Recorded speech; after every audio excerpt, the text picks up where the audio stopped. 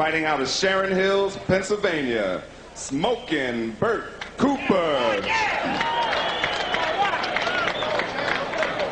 And in the blue corner, weighing in at 230 pounds, he was a silver medalist in the 1988 Olympics. He is undefeated with a record of 19-0, 17 by KO. Fighting out of Brooklyn, New York, Riddick Bowe.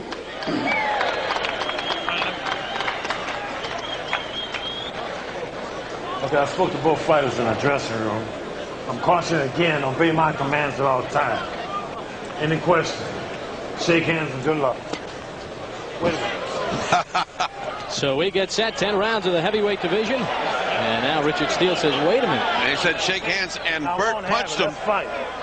And then when it came back, Bowe punched him.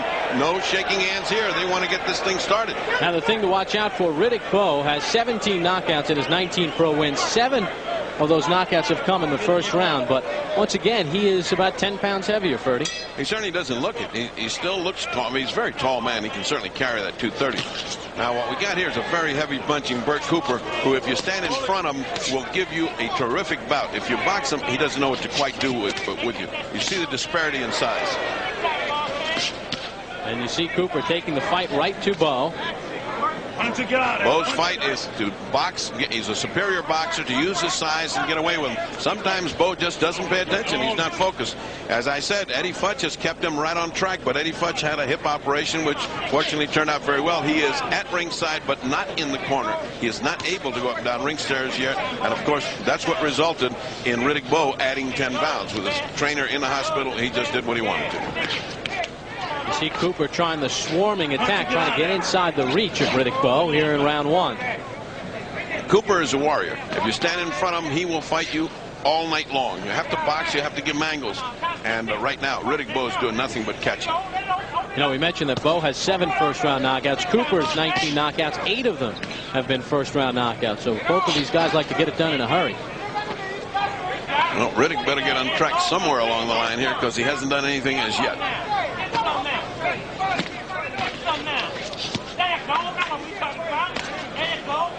To get out.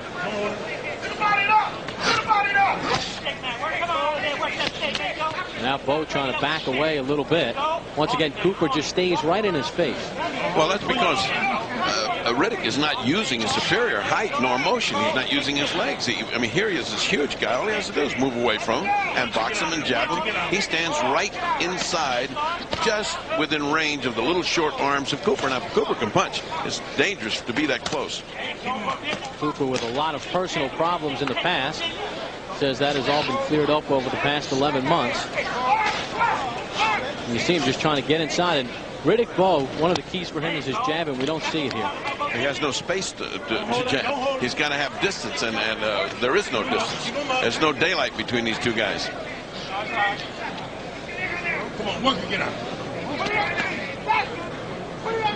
So far, Cooper has done exactly what he wanted to do, and I would imagine that Bowe is in for tongue lashing when he gets back to his corner, because he has not fought the way he's supposed to. Pull your arm back. And although Cooper will get hit with some shots in there, when he's that close, there's no leverage from Bowe. Bowe is, as you can see, a very tall and long arm guy. He needs some distance to punch, and he's not getting any. Cooper's just not letting him have any, nor is he trying to get any, and that's what he's going to hear about when he gets to the corner. Step back, get some room. Now jab. Now right there, jab. Let that jab come in there hard. Come on, work it, get out. Cooper has taken the fight to Bowe as we hit the end of round number 1, and he scores with an uppercut inside.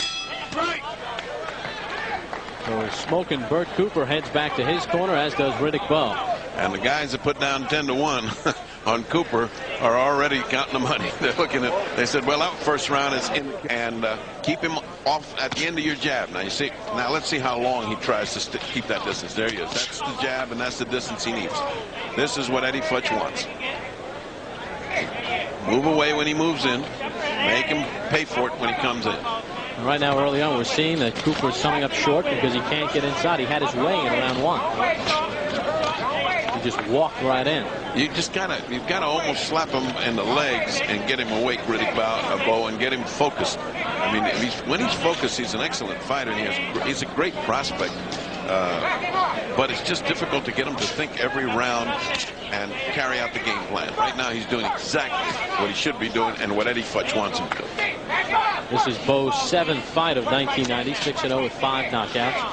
Cooper is 1-1 with 1 knockout here in 1990. Cooper last lost to Wayne Mercer back in August. Lost a 12-round decision. And outside of the Tyson fight with Douglas, that might have been the finest heavyweight fight in the last year or two. They just went at it. But that's because Mercer's not a boxer, he's a puncher, and they like to stand in front of each other and let fly. Here you have a possibility of a great boxer to be showing his technique right there. That's the kind of thing that Bowe has to do. Good uppercut by Bowe. Well, the action heating up now as Bowe is landing some blows with heavy intention. That uppercut is exactly what Futch said. Once you get used to the jab, go with the uppercut. Punch to get out.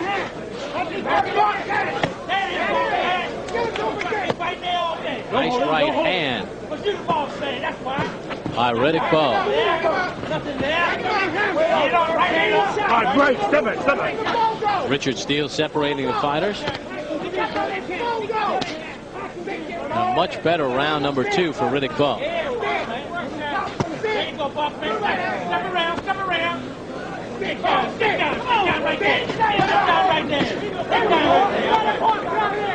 When Cooper gets inside, he can do a little damage.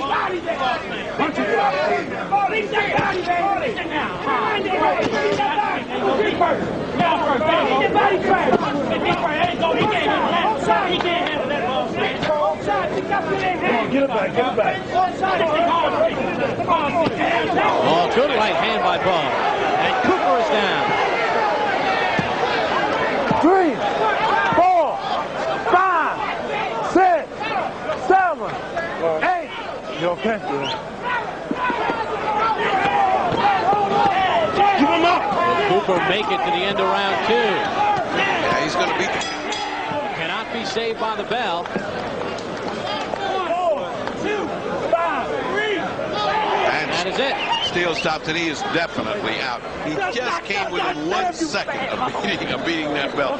1 second more and that would have been all. That's a huge guy who is 6'4" and at 230 pounds. When he lands a right hand, believe me, that's electricity. That's power in the hands. Of course, I always felt Cooper just too little. Against big heavyweights, you can't match. Riddick Bowe with a 2nd round knockout as he puts down Bert Cooper for the 2nd time at the end of the round. And Cooper could not get back up. Is that a preview of what we'll see later on in the moment of truth? The bigger man against the smaller man? You have a different quality opponent than Bert Cooper in Evander Holyfield, who is not a small man. No matter what anybody says, he is going to be 210 today. He's 6'1". He isn't. This little guy is a little guy, and it's a completely different kind of fight. It's apples and oranges. We're not going to see the same thing. Riddick Bowe with his 16th knockout in the first 3 rounds. He now has 18 career knockouts. He is 20-0. And really, he followed his corner's advice. After what we saw in round 1, we see it here in round 2. Now, watch how well he lands that right hand. Now, when a big man like that lands a right hand of that nature and then follows it up with another, but the first one was already enough right there.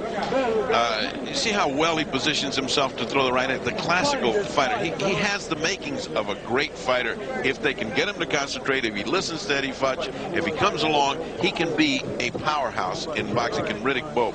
Let's look at it from a different angle. You see how it's just perfectly thrown and perfectly connected. Now the second one just icing on the cake.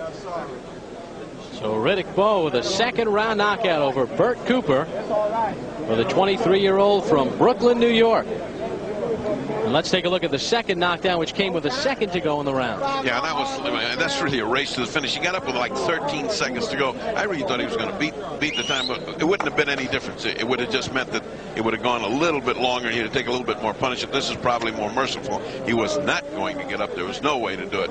Riddick again displays good technique as a pro in finishing.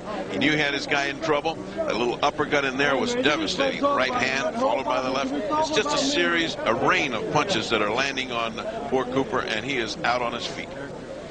He's out on the way down, and he was not going to get up. It was a short and sweet night for Cooper. I really don't think they should match Cooper against large heavyweights anymore. So Riddick Bowe comes up at 3 minutes and 9 seconds of the second round, and winner by TKO, Riddick Bowe.